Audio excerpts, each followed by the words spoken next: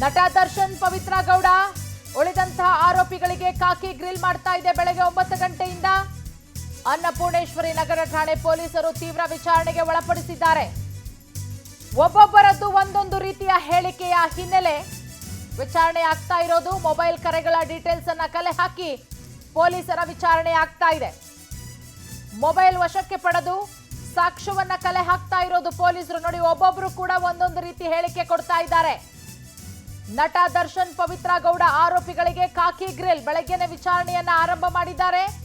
ಅನ್ನಪೂರ್ಣೇಶ್ವರಿ ನಗರ ಠಾಣೆ ಪೊಲೀಸರಿಂದ ವಿಚಾರಣೆ ಆಗ್ತಾ ಇದೆ. ನೋಡಿ, ಒಬ್ಬೊಬ್ರದ್ದು ಕೂಡ ಒಂದೊಂದು ರೀತಿಯ ಹೇಳಿಕೆ ಅಂತೆ. ಒಬ್ಬ ಏನೋ ಹೇಳಿಕೆ ಕೊಡ್ತಾನೆ, ಮತ್ತೊಬ್ಬ ಏನೋ ಹೇಳಿಕೆ.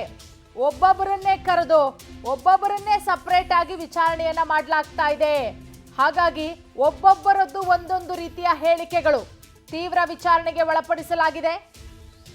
ಎಲ್ಲ ಆರೋಪಿಗಳನ್ನು ಕೂಡ ಕೊಲೆ ಕೇಸ್ಗೆ ಸಂಬಂಧಪಟ್ಟಂತೆ ಕಾಕಿ ಗ್ರಿಲ್ ಮಾಡ್ತಾ ಇದೆ. ಬೆಳಗ್ಗೆಯಿಂದನೂ ಕೂಡ ದರ್ಶನ್, ಪವಿತ್ರ ಗೌಡ ಹಾಗೆ ಉಳಿದಂತಹ ಆರೋಪಿಗಳನ್ನ ತೀವ್ರ ವಿಚಾರಣೆಗೆ ಒಳಪಡಿಸಿರೋದು. ಕೊಲೆ ಕೇಸ್ಗೆ ಸಂಬಂಧಪಟ್ಟಂತೆ ಪ್ರಶ್ನೆ ಮೇಲೆ ಪ್ರಶ್ನೆಯನ್ನ ಮಾಡಲಾಗ್ತಾ ಇದೆ. ಅದರಲ್ಲೂ ಕೂಡ ಬೇರೆ ಬೇರೆಯ ಉತ್ತರ